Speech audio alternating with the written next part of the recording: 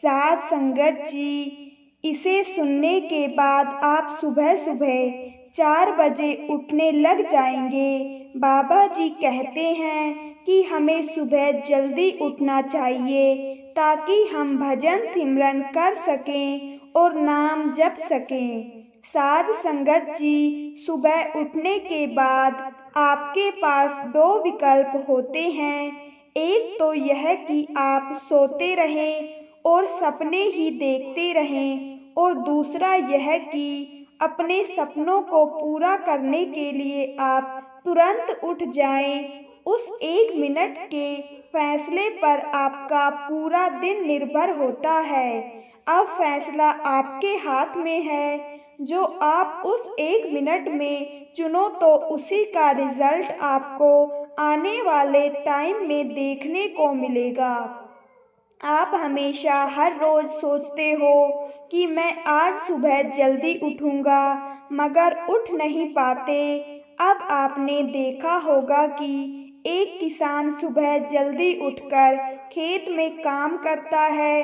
क्यों? क्योंकि उसे पता है कि मैं जितना ज़्यादा काम सुबह उठकर कर सकता हूँ और ना उतना मैं पूरे दिन में नहीं कर सकता। और उसकी नींद देख लो, इसी कारण की वजह से बिना अलार्म लगाए ही टूट जाती है। वह उठ जाता है क्योंकि सुबह का टाइम ही ऐसा होता है कि रात को चाहे कितना भी खुद से प्रॉमिस करके सो कि मैं कल सुबह जल्दी उठूंगा, जल्दी उठ ही जाऊंगा, मगर सुबह की नींद आपके खुद के प्रॉमिस पर भारी पड़ जाती है। आपका मन नहीं है किसी काम को करने का, मगर आपको यह पता है कि आपको वह काम करना चाहिए, और आपको यह भी पता है कि यह काम करना आपकी जिम्मेदारी है। आपका पढ़ने का मन नहीं है, लेकिन आपको पता है कि पढ़ाई करनी है, क्योंकि पढ़ाई करूँगा तभी कामयाब हो पाऊँगा। आप सुबह उठ नहीं पाते, मगर आपको यह पता है कि सुबह जल्दी उठना चाहिए, तो ऐसा क्यों हो रहा है आपके साथ? तो यह आपने जानने की कभी कोशिश की है? तो भाई, इसका सीधा साधा कारण है कि अगर एक लाइन में कहूँ तो यह है कि आप अपने मन को कंट्रोल करना ही नहीं जानते। आप यह जानते ही नहीं कि आपका दिमाग आपके मन को कैसे कंट्रोल करना है, कैसे इन परिस्थितियों से बाहर निकलना है, उसे क्या करने को कहना है। आपका मन कहता है कि भाई आराम कर लो, तो आप आराम करने लग जाते हैं। यह पता होते हुए भी आराम करके सोते रहेंगे तो आप बहुत कुछ खो देंगे, बहुत लोगों से पीछे रह जाएंगे। और ऐसा इसलिए हो रहा है क्योंकि आप खुद अपने ही मन को वश में करना नहीं जानते। आप कुछ करना ही नहीं चाहते हो। अब आपको यह फैसला करना है कि आप मन के बहकावे में आकर खुद को आलसी बनाओगे या अपनी जिंदगी में अपने सपनों को पूरा करने के लिए मेहनत करोगे। वैसे एक तथ्य है कि आपके अंदर के मोटिवेशन के अलावा कोई भी ताकत आपको सुबह जल्दी नहीं जगा सकती। हमारे में से ही कितने ऐसे लोग हैं जो हर रात को यह सोचकर सोते हैं कि सुबह जल्दी उठना है। यह अलग बात है कि आप सुबह 8 बजे उठ पाते हो या फिर 9 बजे उठ पाते हो या 10 बजे उठ पाते हो। हमारा एक मित्र है जिसने हमें यह बताया कि वह रोजाना यह सोचकर सोता है कि मैं सुबह 4 बजे उठ जाऊंगा, चाहे कुछ भी हो जाए। और ऐसा करते करते उसको काफी समय हो गया। वह बहुत सारे दिनों में से एक दिन भी 4 बजे नहीं उठ पाया। जब मैंने उससे पूछा कि भाई 4 बजे क्यों उठना है? तो बोला, यह भी कोई सवाल है। जितने भी बड़े बड़े लोग हैं, कामयाब लोग हैं, तो वह रोज सुबह जल्दी उठते हैं, इसलिए मुझे भी जल्दी उठना है। मैंने बोला, ठीक है, मगर यह कोई ऑथेंटिक कारण नहीं हुआ तुम्हारे जल्दी उठने का कि यह ऐसा कर रहा है तो ऐसा मैं भी करूँगा। इसलिए भाई, आप सुबह जब तक नहीं उठ पाओगे, जब तक आपके पास कोई ज़रूरी काम नहीं होगा या फिर बहुत ज़्यादा ज़रूरी काम नहीं होगा, जब तक आपको यह नहीं लगेगा कि अगर मैं सुबह 4 बजे नहीं उठा तो मेरा वह काम, कोई भी काम हो नहीं पाएगा, तो रह जाएगा, तब तक आप जल्दी नहीं उठ पाएंगे। जब तक आपके अंदर यह निश्चय नहीं होगा कि बस अब और नहीं सोऊंगा, और सपने इतने ही नॉर्मल नहीं है कि मैं इनको 9 बजे 10 बजे उठकर पूरा कर लूँगा, क्योंकि इस समय में तो सभी लोग उठ जाते हैं, तो फिर मेरे में और उनमें क्या फ़र्क हुआ, और मैं अपने आप को उनसे कैसे अलग पाऊँगा, क्योंकि मैं तो कुछ अलग करना चाहता हूँ। इसलिए सीधी सी बात है, सुबह उठने के लिए कोई ज़रूरी बात, ज़रूरी काम होना चाहिए, कोई लक्ष्य होना चाहिए कि मुझे जल्दी उठकर उस लक्ष्य को हासिल करना है। इसलिए कोई लक्ष्य बनाओ अपनी ज़िंदगी के अंदर। मुझे उस लक्ष्य को सुबह 4 बजे में उठकर हासिल करना है, क्योंकि आपके दिन की, आपकी मेहनत की शुरुआत तो वहीं पर हो जाती है, जब आप रात को यह सोचकर सोते हो कि मुझे जल्दी उठना है, सुबह 4 बजे उठ जाना है। क्योंकि जो व्यक्ति अपनी नींद से नहीं लड़ सकता, तो वह व्यक्ति अपने दिन की पहली जंग ही हार जाता है, और जंग क्या जीतेगा? जो 1 मिनट की लड़ाई नहीं जीत सकता, जो इंसान अपने बिस्तर से ही नहीं उठ सकता, तो वह इंसान अपनी ज़िंदगी में क्या उठेगा? इसलिए सोचो, अगर आप उस टाइम पर उठ जाओ जिस टाइम पर आधी से ज़्यादा दुनिया सो रही होती है, तो आप आधी से ज़्यादा दुनिया से तो पहले ही आगे निकल गए। अगर आप सुबह सुबह 4 बजे उठना शुरू कर दें, तो एक एग्जाम्पल की ओर आने वाले 10 सालों में आप इतना समय बचा लेंगे। आप खुद सोच सकते हैं कि हर दिन आप अपने लिए 3 घंटे का समय बचा सकते हो, यानी आप सुबह जल्दी उठकर कितना कुछ हासिल कर सकते हो। इन 3 घंटों में आप कितना आगे निकल सकते हो। आपने खुद के लिए काम करके आप इन 3 घंटों में बहुत से लोगों से आगे निकल सकते हो, क्योंकि जो काम हम सुबह करते हैं, उस काम को करने में अगर दिन में करें तो डबल समय लगता है। यानी जो काम हम सुबह 2 घंटे में कर लेते हैं, तो उसी काम को करने में दिन में 4 से ढाई घंटे का समय लगेगा। हमें नहीं पता, लेकिन आपके कुछ सपने हैं, आप में कोई टैलेंट है, तो मेरी आपसे रिक्वेस्ट है कि उसे छोड़े नहीं। आप उस पर हमेशा सुबह 2 घंटे काम करके देखिए। 1 महीने के बाद आप अपने आप से इतना सुधार देखेंगे जिसकी कोई सीमा ही नहीं हो। इसलिए आपके पास 24 घंटों का समय है। 2-3 घंटे जल्दी उठकर करोड़ों की भीड़ से अलग हटकर कुछ अलग किया जाए, या फिर करोड़ों लोगों की तरह सोते हुए उन्हीं की तरह सपनों को देखते रहें। इसलिए आपको खुद का और खुद के विचारों का राजा बनना है। अब सुबह जल्दी उठने के लिए खुद को तैयार कैसे करें, खुद पर कंट्रोल कैसे करें? तो भाई सबसे बड़ी समस्या तो यह है कि आप यह तो जानते ही हैं कि कोई भी व्यक्ति एक दिन में तरक्की नहीं कर सकता। समय लगता है, कई महीनों का, कई सालों की मेहनत लगती है तरक्की हासिल करने में। और अपने ही मन को कंट्रोल करना सबसे मुश्किल काम होता है। अगर आप यह सोचते हैं कि मैं एक दिन में यह सब कुछ कर लूँगा, तो यह संभव नहीं, क्योंकि आदतें बदलने में समय लगता है। इसलिए आप सुबह जल्दी उठने की आदत डालें। अगर आप खुद सुबह जल्दी उठ जाएं तो उसे जारी रखें, रोजाना उठें। आप 1 साल का, 10 साल का मत सोचो, आप केवल आज का सोचो। कल का सोचो कि मुझे कल सुबह जल्दी उठना है, और ऐसा नहीं करना कि आज जल्दी उठ गए तो कल नहीं उठे, फिर एक दिन उठ गए फिर छोड़ दिया।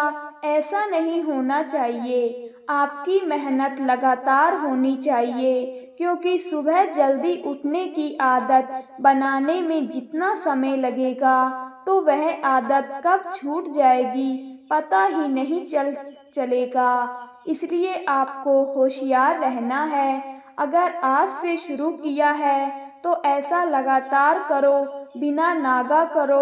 अगर आप सुबह जल्दी नहीं उठ पाते हो तो आप अपने आप को कोसो मत, क्योंकि आदत बनानी पड़ती है, और यह आदत आपकी सोच से शुरू होती है। अगर आपकी सुबह जल्दी उठने की आदत पड़ भी गई तो सबसे पहले आपने यह सोचना है कि मैंने सुबह जल्दी उठना शुरू क्यों किया था, क्या चाहिए था जब मैंने यह फैसला किया कि मुझे जल्दी उठना है। तो इसका जवाब यह होगा कि सुबह का जो समय होता है वह बहुत ही शांत समय होता है। आपका दिमाग उस समय बिल्कुल फ्रेश होता है। आपके दिमाग में कोई भी विचार नहीं होते। आप अपने आप को तरोताजा महसूस करते हो, क्योंकि सुबह का टाइम नॉर्मल टाइम नहीं होता, बहुत अच्छा टाइम होता है। इसलिए सुबह आपकी नींद खुल जाए तो ब्रह्म मुहूर्त में 3 बजे से 5 बजे के बीच में, हम सुबह 4 बजे का इसलिए कह रहे हैं क्योंकि 3 से 5 बजे का जो भी समय होता है वह ब्रह्म मुहूर्त का समय होता है। फिर 3:30 बजे का हो सकता है या 4 बजे का भी हो सकता है। यानी जब आपकी सुबह 4 बजे नींद खुल जाए तो आपको तुरंत बिस्तर छोड़ देना है। जो युवा हैं, जो बैठकर ध्यान कर सकते हैं, उनको तुरंत बिस्तर छोड़ देना है। जो बुजुर्ग हैं, जिनको असाध्याय रोग लगा हुआ है, तो वे बिस्तर पर बैठे हुए भी नाम का सिमरन कर सकते हैं, कोई बात नहीं। और जो युवा हैं तो वह तुरंत बिस्तर छोड़ दें, क्योंकि आप सुबह जल्दी उठकर अपना जीवन बदल सकते हैं, अपनी जिंदगी सुधार सकते हैं, अपने सपनों को पूरा कर सकते हैं। क्योंकि सबके पास पूरे दिन में 24 घंटे होते हैं, और आपके पास भी उतने ही हैं। जिस काम को करने में लगे हुए हो तो उसे पूरा करके ही छोड़ो, बीच में रुको मत, क्योंकि दोबारा फिर से शुरू करने में बहुत परेशानी आती है। इसलिए अगर आप अपने टाइम के पाबंद हैं, अपनी दिनचर्या पर सत्य हैं, तो आप तरक्की जरूर करेंगे। अब सुबह उठकर अपना जीवन कैसे बदल सकता है? जो नामधारी हैं, जिनको सतगुरु से नामदान मिल चुका है, तो वह सुबह 4 बजे में उठकर अगर नाम का सिमरन करते हैं, नाम की भजन बंदगी करते हैं, परमात्मा की भक्ति करते हैं, तो वह सफल हो जाती है। क्योंकि इस समय सुबह के समय को संत महात्माओं ने बहुत ज़्यादा महत्व दिया है, और इस समय में जीव परमात्मा की भक्ति करने अपना लक्ष्य प्राप्त कर सकता है। जिसके लिए वह भक्ति कर रहा है, क्योंकि इस समय में भक्ति करने पर मन में कोई बुरे विचार नहीं आते, क्योंकि बाहर कोई शोर शराबा नहीं होता और हमारा ध्यान भटकता नहीं है। जब हमारा ध्यान भटके नहीं तो हमारे अंदर बुरे विचार आएंगे ही नहीं और हम अपना काम पूरी ईमानदारी से कर लेते हैं। और जो दिन का समय होता है तो हमारे आसपास बहुत शोर शराबा होता है, ना चाहते हुए भी हमारा ध्यान भटक जाता है और हमारा सिमरन बीच में ही छूट जाता है। इसलिए सुबह के समय को ज़्यादा महत्व दिया जाता है। वातावरण शुद्ध होता है, हमारा दिमाग बिल्कुल फ्रेश होता है, हमारी आत्मा की आवाज़ तुरंत सतगुरु के कानों तक पहुंच जाती है। दुनिया तो सो रही होती है और जो जाग रहे होते हैं, जो भी भक्ति करते हैं, भजन बंदगी करते हैं, तो उनकी आवाज़ परमात्मा तक, सतगुरु तक जल्दी पहुंच जाती है। तो भाई, इसलिए बार बार सुबह उठने के लिए कहा जाता है, ब्रह्म मुहूर्त में उठने के लिए कहा जाता है।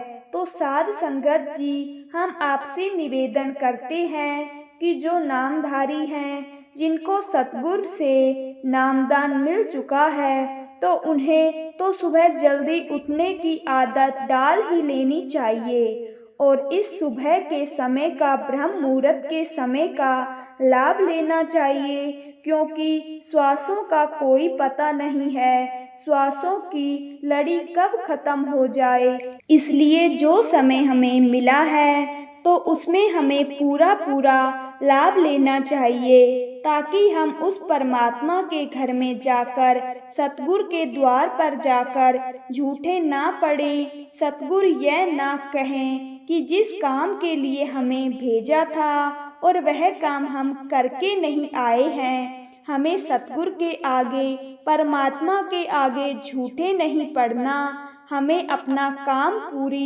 ईमानदारी के साथ पूरा करना है। हमें जो सतगुरु ने दिया है, जो सौंपा है, जो हमें सतगुरु ने सौंपा है, तो साध संगत जी, हमें उम्मीद है कि इसे सुनने के बाद आप जरूर सुबह 4 बजे उठने लग जाओगे, नाम की भक्ति करने में लग जाओगे। मनुष्य को नाम का सिमरन करना क्यों ज़रूरी है, तो सुनिए सतगुरु जी क्या फरमाते हैं। साध संगत जी, सतगुरु जी फरमाते हैं, उन्होंने सत्संग में भी कई बार फरमाया है और हमें अच्छी तरह से समझाया भी है, मगर हमारे में से कुछ लोगों को ही याद है कि सतगुरु ने क्या फरमाया था। उनको ही याद है जो नाम का सिमरन करते हैं। आप जी फरमाते हैं कि हमें जो मनुष्य का जन्म मिला है तो केवल इसलिए मिला है, हम उस परमात्मा का सिमरन करें, उसकी भक्ति करें, सतगुरु की भक्ति करें, और यही असली काम है। और इसको करने से हमारा लोक भी सुखी हो जाता है और परलोक भी संवर जाता है। मगर देखने में तो यही आता है कि मनुष्य इस काम को भूलकर, जो मेन काम है उसको भूलकर, माया एकत्रित करके संसार के पदार्थ इकट्ठे करने में तथा पद अधिकार और मान सम्मान प्राप्त करने में ही दिन रात लगा रहता है, जबकि यह सब पदार्थ असत्य हैं, मिथ्या हैं, झूठ हैं और साथ छोड़ देने वाले हैं, क्योंकि इससे हमें ना ही इस जीवन में सुख मिलता है और ना ही हमारा परलोक संवरता है। और फिर इस तरह असली काम को भूलकर इन संसार कामों में लगकर जीव इस मनुष्य जन्म का समय अवसर व्यर्थ में ही गवा देता है। 5वीं पातशाही श्री गुरु अर्जुन देव जी महाराज फरमाते हैं कि संसार की चाहे सारी बातें भूल जाएं, मगर एक बात, एक काम कभी भी ना भूलें। कौन सी? उस परमात्मा की भक्ति की। भक्ति नाम का सिमरन है, क्योंकि मनुष्य जीवन का असली काम, असली मकसद यही है। धन संपदा, माया के पदार्थ पद अधिकार तथा संसार के झूठे सुख प्राप्त करना मनुष्य का असली मकसद नहीं है, असली लक्ष्य नहीं है। 9वीं पातशाही श्री गुरु तेग बहादुर जी महाराज मनुष्य को अपने काम की याद दिलाते हुए तथा चेतावनी देते हुए फरमाते हैं कि हे मनुष्य, परमात्मा की भक्ति कर, भजन बंदगी कर, नाम की कमाई कर। और इसी बात को फिर दोहराते हैं कि परमात्मा के नाम का सिमरन कर, क्योंकि तेरा असली काम वही है। माया की संगत अर्थात माया की आसक्ति त्याग कर परमात्मा की शरण में जा। इस संसार के सुखों को मिथ्या जान और इस संसार की पद प्रतिष्ठा को झूठा ही समझ, क्योंकि यह झूठ ही है, यह मिथ्या है। इस धन को केवल एक सपना समझ, झूठा समझ, क्योंकि आखिर यह सभी तुम्हारा साथ छोड़ देंगे। इनमें से कुछ भी तुम्हारे साथ जाने वाला नहीं है। इसलिए भाई, फिर इस पर मान किस लिए करना? अगर इस सृष्टि का राज भी मिल जाए तो वह भी केवल एक रेत की दीवार जैसा है। यह दीवार कभी भी गिर सकती है। महापुरुष फरमाते हैं कि तेरा शरीर भी एक दिन नष्ट हो जाएगा, छिन छिन करके। जैसे कल का समय बीत गया, वैसे भी आज का दिन भी बीत जाएगा। इसलिए इस शरीर को नष्ट हो जाने से पहले ही तू अपना असली काम कर ले। अब देखो कितने ही स्पष्ट शब्दों में महापुरुषों ने हमें समझाया है कि मनुष्य का असली काम, मेन मकसद केवल उस परमात्मा की भजन बंदगी करना है, सतगुरु की भक्ति करना है, नाम की भक्ति करना है। मगर यह इंसान तो इन संसारी कामों को ही अपना असली काम समझकर बैठा हुआ है, और जो असल काम है तो उसको भूल बैठा है। मगर थोड़ा सा सोचे तो सही, थोड़ा सा विचार करे तो सही। इस संसार के काम धंधे, संपदा, माया के पदार्थ पद, अधिकार तथा मान सम्मान, आज तो इस सब को प्राप्त करने के बाद भी क्या कभी किसी को सुख मिला है? क्योंकि इनमें से कुछ भी अंत समय में जीव के साथ नहीं जाता है और ना ही जाएगा। और अंत समय में तो केवल उस परमात्मा का नाम ही जीव के साथ जाने वाला है, बाकी और कुछ भी नहीं जाने वाला है। फिर इन चीज़ों और वस्तुओं के पीछे दौड़कर अंत समय कुछ भी साथ जाने वाला नहीं है। इस शरीर के छूटते ही सब कुछ छूट जाता है। इसलिए हमारा असली काम है नाम की भक्ति, सिमरन, भजन करना।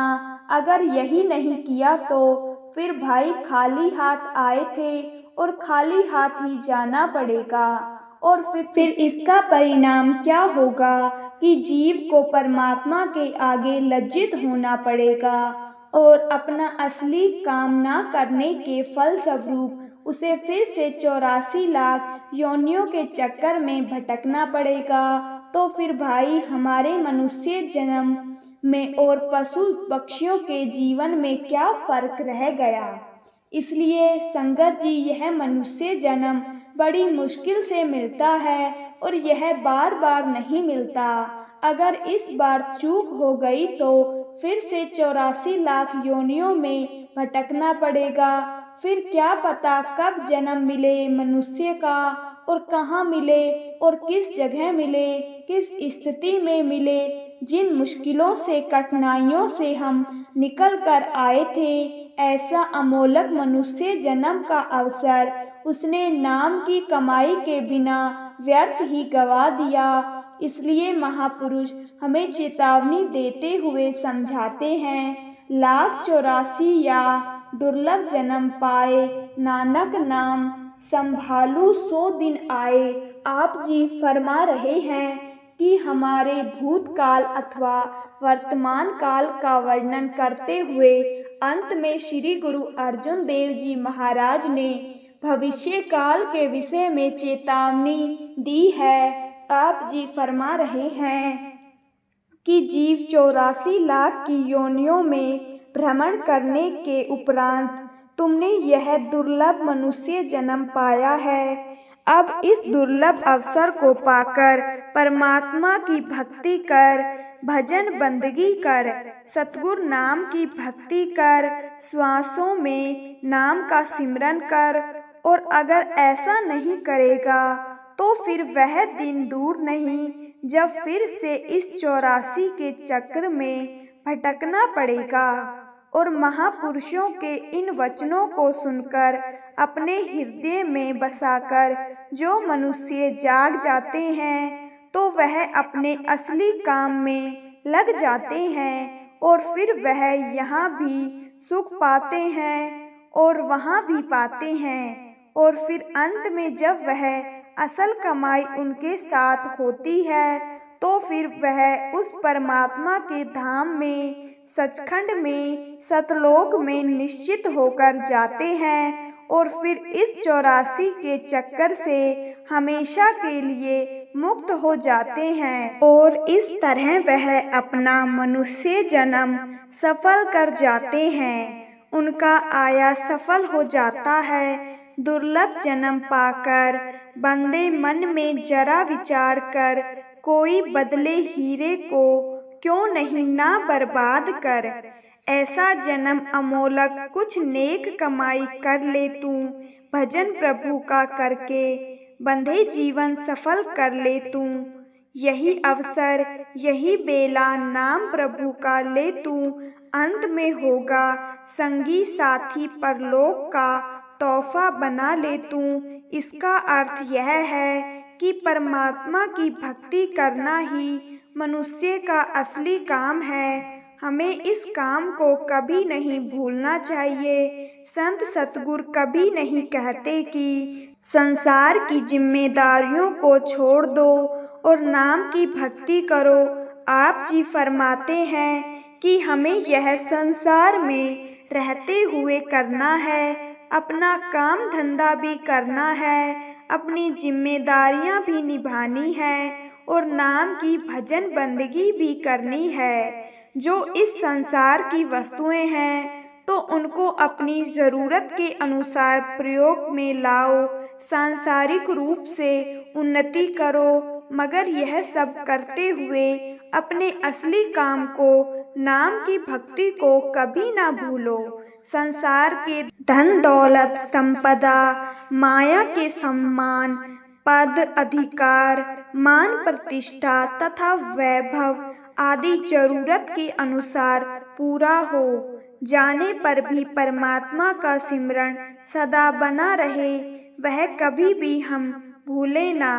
जैसे पहली पातशाही श्री गुरु नानक देव जी महाराज ने फरमाया है, मोती मंदिर उस पत्नी का हेत जड़ाऊ, कस्तूरी को गो अगर चांदनी ले आओ, चार मत देख फूला बिस्तरे तेरा चित न आवे, नाम हरि बिन जीव का बल जावा, पड़ा गुरु पूछ देख क्या गुरु नहीं था, धरती ते हीरे लाल, धरती पल थी लाल, झड़ा खाली आंखें गुप्त प्रकट हुए, वैसा लोक राखे भाव मत देखे, भूला बिस्तरे तेरा चित न आवे, नाम सुल्तान होवा मेल लव कर तख्त राखा पावे, हुक्म हासिल कर बैठा नानक सब भाव मत देख, फूला बिस्तरे तेरा कितना आवे।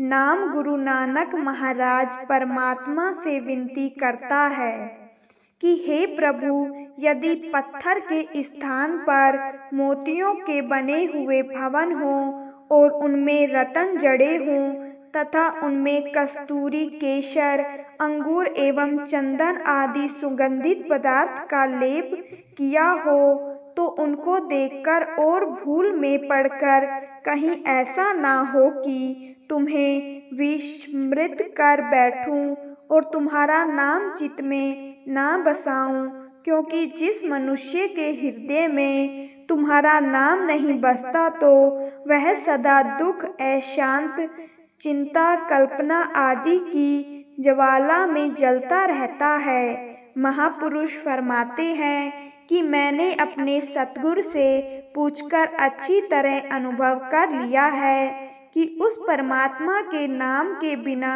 जीव के लिए अन्य कोई काम सही नहीं है। यदि मेरे भवन की धरती में हीरे और लाल जड़े हों, भवन में रतन जड़ित पलंग हो तथा आभूषणों से श्रृंगार किया हुआ सुंदर स्त्री भी हो, तो उनको देखकर हे प्रभु कहीं मैं भूल ना जाऊं, तुझे मैं भूल ना जाऊं। और ऐसा ना हो कि चित्त में तुम्हारा नाम ही ना बसे। यदि मैं सिद्ध पुरुष बनकर रद्द सिद्धियों का स्वामी बन जाऊं और चमत्कार करामात दिखाने की शक्ति प्राप्त कर लूं, इच्छा अनुसार गुप्त तथा प्रकट हो सकूं, तो सामर्थ्य भी पालूं और लोग मुझ पर श्रद्धा भाव भी रखने लगे, तो इन सब को देखकर भूल लेखे में पड़कर हे प्रभु ऐसा ना हो कि मैं तुझे विस्मृत कर दूं और तेरे चित्त में तुम्हारा नाम ही ना हो, मेरे मन में तुम्हारा नाम ही ना हो।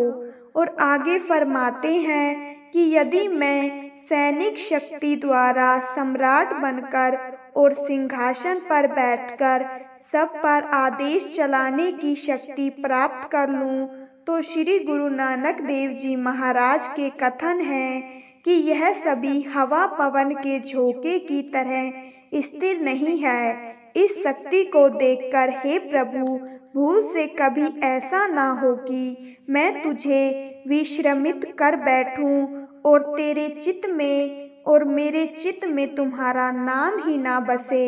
इसलिए साध संगत जी, अगर हम अपने सतगुरु के हुक्म में रहेंगे, उनके बताए रास्ते पर चलेंगे और उनके उपदेश के अनुसार जीवन को बना लेंगे, अर्थात संसार के कामकाज करते हुए भी परमात्मा को, सतगुरु को सदैव स्मरण रखेंगे, याद रखेंगे, उन्हें कभी नहीं भूलेंगे, तो फिर हमारा स्वार्थ भी संवर जाएगा और हमारा परमार्थ भी संवर जाएगा। साध संगत जी, यह जो हमारा मन है, यह हर समय कुछ ना कुछ मांगता ही रहता है। इसके अंदर हर समय कोई ना कोई विचार चलते ही रहते हैं। इसके अंदर हर समय नेगेटिव विचार चलते रहते हैं। इसलिए हमें अपने मन पर काबू पाने की ज़रूरत है। इसके अंदर से सभी नेगेटिव विचार निकालकर पॉजिटिव विचार लाने की ज़रूरत है, क्योंकि हमारा मन ऐसा है कि जैसे हम इसको बनाएं, यह वैसा ही बनता चला जाएगा। अब जैसे हम गुस्सा करते हैं तो गुस्सा हम करते हैं या लोग हमें गुस्सा दिलाते हैं। अब जैसे कई बार हम घर के लोगों को कहते हैं कि आज मेरा मूड बहुत अच्छा है, कुछ ऐसा काम नहीं करना जिससे मुझे गुस्सा आ जाए, तो जब हम ऐसा कहते हैं तो हम क्या मान रहे हैं कि लोग मुझे गुस्सा दिलाते हैं। इसलिए हर रोज आपने आप को एक संकल्प देना है, मैं किसी का गुलाम नहीं, मेरा कंट्रोल मेरे हाथ में है। जैसे टीवी का रिमोट होता है, हम जो दबाते हैं वही चैनल चलता है। इसलिए आजकल हमने क्या कर दिया है कि हमने अपने मन का रिमोट कंट्रोल औरों को दे दिया है। फिर वह जो भी बटन दबाते हैं तो वही चैनल चलने शुरू हो जाते हैं।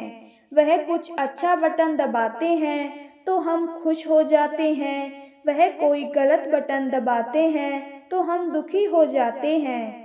इसलिए हमारे मन का रिमोट कंट्रोल लोगों के हाथ में है। इसलिए हमें अपने मन का रिमोट कंट्रोल अपने हाथ में रखना है वरना हम जीवन में खुश तो रहेंगे मगर सदा खुश नहीं रहेंगे। हमेशा परिस्थितियों के गुलाम रहेंगे कि परिस्थिति ठीक है तब हम खुश, परिस्थिति हमारे साथ में नहीं है। अचानक कुछ भी हो सकता है। मन की स्थिति हमारे हाथ में है, इसलिए कहा जाता है कि परिस्थिति जानी मतलब किसी और की स्थिति, और यह सब स्थिति हमारे मन की स्थिति। इसलिए 24 घंटे में चाहे कुछ भी बात आ जाए, हम स्थिर रहेंगे, शांत रहेंगे। और फिर चाहे हमारे साथ कोई कैसा भी व्यवहार करे, मगर हम अपने प्यारे संस्कारों से व्यवहार करेंगे। वो गलत व्यवहार करके हम पर हावी नहीं हो सकते, इसलिए हम अच्छा व्यवहार करके उन पर हावी हो जाएंगे। हमारा व्यवहार उनके व्यवहार को बदल देगा, यह नहीं कि उनका व्यवहार हमारे व्यवहार को बदल दे। इसलिए हमें हर समय क्यों ऐसा करते हैं कि नेगेटिव पॉजिटिव पर हावी हो जाते हैं, क्यों नहीं पॉजिटिव नेगेटिव पर हावी हो, खत्म कर दे। और कौन सी शक्ति ज़्यादा शक्तिशाली है, इस बात को पल्ले बांध लीजिए। कोई चाहे कैसा भी व्यवहार करे, मगर हम अपने संस्कार से व्यवहार से करेंगे। हम उनके गुलाम नहीं, हम मालिक हैं अपने जीवन के, क्योंकि रिमोट कंट्रोल हमारे हाथ में है। और फिर जब कोई जैसे ही गलत व्यवहार करे तो अपने आप को फटाफट बोलना कि रिमोट कंट्रोल मेरे हाथ में है। और जैसे ही हम परेशान होते हैं, हालात गलत वेर करते हैं, तो हम हार जाते हैं, मतलब कि वह हमारे ऊपर हावी हो जाते हैं। फिर जैसे ही हम थोड़ा सा ध्यान रखते हैं तो फिर हम जीत जाते हैं, हम अपने आप के मालिक बनते हैं। और फिर जब हम अपनी स्थिति पर मालिक बनते हैं तो फिर हमारी स्थिति उन पर प्रभाव डालती है, तो फिर उनकी स्थिति भी ठीक हो जाती है। जैसे एक बीमार के सामने हम बीमार होंगे, या फिर हम ठीक रहकर उस बीमार को भी ठीक करेंगे। इसलिए हमें बीमार को ठीक करना है। जब कोई गुस्सा करे तो फिर 1 सेकंड अपने आप को अंदर से याद दिलाना कि आहो, यह तो आज बीमार है, क्योंकि इसका मन खुश नहीं होता, ना तो वह गलत व्यवहार कर सकता है। अगर खुश ही नहीं तो मतलब के मन बीमार है, तो फिर जैसे ही याद आएगा कि आज तो यह बीमार है, तो फिर हमें अपनी जिम्मेदारी याद आ जाएगी। मैंने आज इनको अच्छे अच्छे वाले संस्कार देकर मैंने इनकी मन की स्थिति को ठीक करना है। और यह सिर्फ एक सोच थी हमारी, जो हमने बार बार अपने आप को बोला कि उन्होंने ऐसा किया, उन्होंने वैसा किया, तो मुझे तो बुरा लगना ही था। इसलिए हम गुलाम नहीं हैं किसी के व्यवहार के। अब किसी के जीवन में एक व्यक्ति हो तो हमसे अच्छी तरह से बात नहीं करता, वैसे तो कई होंगे, मगर हमें एक ही चुनना है। और यह नियम है हमारे जीवन के, जो हमें बताते हैं। इसलिए सिर्फ एक चुने लो कि यह एक व्यक्ति मेरे साथ कैसे भी व्यवहार कर ले। आपने मन में उसको चुनौती देनी है कि यह एक व्यक्ति कैसा भी व्यवहार कर ले मेरे साथ, मगर मेरी तरफ से सिर्फ और सिर्फ शांति, प्यार और सम्मान से ही जवाब आएगा। आज हमें सिर्फ एक व्यक्ति के साथ जीत पानी है, इसलिए रोज सुबह तैयारी करना, सुबह उठकर पहला संकल्प, पहली सोच यह होनी चाहिए कि परमात्मा को याद करें, उसका शुक्रिया करें। और फिर एक बात पक्की करें कि आज वह मुझसे कुछ भी बोल दे सकता है, कैसे भी व्यवहार करे मेरे साथ, मगर मैं आज उसके साथ बिल्कुल सही व्यवहार करूँगा। और फिर देखना कि यह मन 2 दिन में कहना मानने लग जाएगा, क्योंकि अभी तक तो हमने इस मन को सिखाया ही नहीं था। हम तो इसे कहते थे कि वह ऐसा करता है मेरे साथ तो मुझे तो बुरा लगेगा ही, और फिर उसको बुरा लगता गया। इसलिए आज से हम इसको ऐसा बोलेंगे कि वह वैसा बोलेगा, हम ऐसा करेंगे, क्योंकि यह मन एक बच्चे की तरह है। हम इसको जो सिखाएंगे यह सीखता जाएगा और करता जाएगा। इसको केवल यही सिखानी है, यही बात सीखनी शुरू करनी है। इसलिए हमारी दूसरी प्रक्रिया यही है कि हम हमेशा उसके साथ सही व्यवहार करेंगे। और हाँ, गिनने नहीं कि कितनी बार किया, क्योंकि अच्छी बातें गिनते नहीं हैं कभी भी, क्योंकि भाई जब वह अपना स्वभाव नहीं गिन रहे तो हम अपना अच्छा स्वभाव क्यों गिन रहे हैं। इसलिए अच्छी चीज़ें कभी गिनी नहीं जाती, बस देते जाओ देते जाओ देते जाओ। सबको दिखाओ देनी है, उनको दिखाओ देने से उनका व्यवहार बदल जाता है। इसलिए हमें पक्का कर लेना है, हमें सिर्फ एक साथ करने से भी हमारी शक्ति क्या होती जाएगी। अब सोचो कि हर बार वह गलत करे, हम सही करेंगे तो हमारी शक्ति बढ़ती जाएगी और बढ़ती ही जाएगी। इसलिए हमें हर बात के लिए शुक्रिया करना चाहिए, यह भी हमें शुरू करना चाहिए, क्योंकि आजकल हम शिकायतें ज़्यादा करते हैं। यह ठीक नहीं है, ऐसा नहीं है, यह काम ऐसा नहीं है, अब यह नहीं हुआ, आज नहीं हुआ। मगर जिस दिन हमें वह चीज़ मिल जाती है तो हम उस दिन उसका शुक्रिया नहीं करते, मगर जिस दिन हमें वह चीज़ नहीं मिलती है तो हम पता नहीं कितनी शिकायतें करते हैं उसके लिए। हमें अगर जिस दिन चीज़ मिल जाती है फिर हम उस चीज़ को भूल जाते हैं, हम शुक्रिया करना भूल जाते हैं।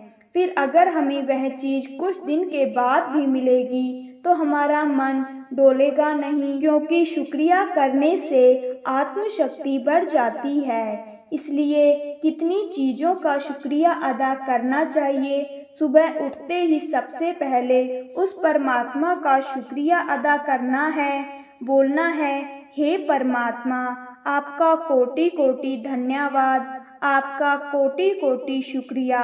इसलिए सुबह सुबह सबसे पहले यही काम होना चाहिए, परमात्मा का शुक्रिया। और दूसरी सोच अपने मन का, शरीर का शुक्रिया।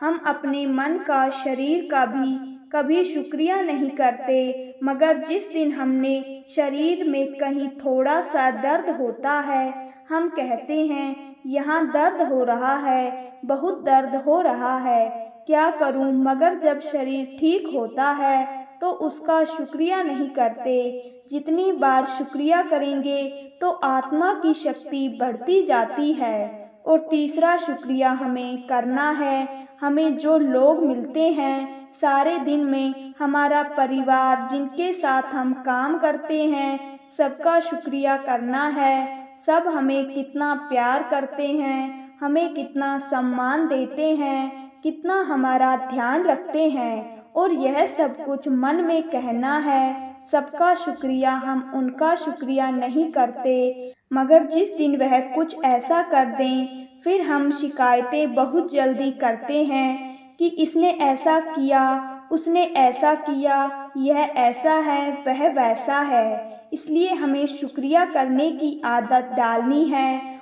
और चौथा शुक्रिया हमें परमात्मा से करना है, इस प्रकृति की। देखो आज प्रकृति कितना अच्छा सहयोग दे रही है, इसका हमने कभी शुक्रिया ही नहीं किया। और जब थोड़ा सा मौसम हिल जाता है कहते हैं कि मौसम देखो ऐसा हो गया, शिकायत बहुत जल्दी करते हैं। और जब सब कुछ अच्छा होता है तो तब भी उसका शुक्रिया करें। शुक्रिया करने से आत्मा की शक्ति बढ़ती जाती है और हमारा हर किसी के साथ अच्छा रिश्ता बनना शुरू हो जाता है। और पांचवा शुक्रिया, जो लोग हमें तंग करते हैं उनका शुक्रिया क्योंकि वह तंग करते हैं और फिर हम झुकते हैं और फिर हमारा अहंकार घटता है, हमारी शक्ति बढ़ती है। जीवन में जब तक कोई बात नहीं आती ना तब तक हमारी शक्ति नहीं बढ़ती। जब कोई बात आती है और जब हम उस बात को करते हैं, तब बात को क्रॉस करते हैं,